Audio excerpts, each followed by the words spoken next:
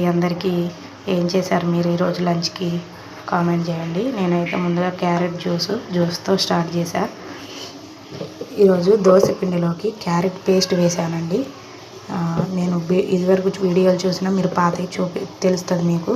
Beetroot paste వేస్తాను, carrot paste వేస్తాను. ఇలా మెత్తగా మిక్సీ చేసి మా ఇంట్లో తీపి తినరండి క్యారెట్ హల్వా చేయడానికి, అందుకని ఎక్కువ ఇదే ప్రిఫర్ చేస్తాను. ఇలా చేసి దోశ పిండిలో కలిపి వేసేస్తే చాలా టేస్ట్గా ఉంటుంది. ఇదిగోండి జావా, బెల్లం కలిపేసాను. రోజుకు ఒక గ్లాస్ తాగితే మంచిది. మా పిల్లలు చాలా మొండి చేస్తారు, తాగరు. మాకు మా వారికి. ఇదిగోండి ఇది పెట్టాను అనుకోబాకండి. ఈరోజు సాటర్డే కదా, సాంబారు. ఇది రైస్ అన్నంలో కలపడానికి బాక్సుల్లోకి ఇదైతే బాగా తేలిగ్గా ఇట్లా తీసుకోవడానికి ఉంటుందని తాలింపు వేసి ఇదే పెట్టేశాను. మీరేం చేశారో కామెంట్ చేయండి. వీడియో నచ్చితే లైక్ చేయండి, షేర్ చేయండి.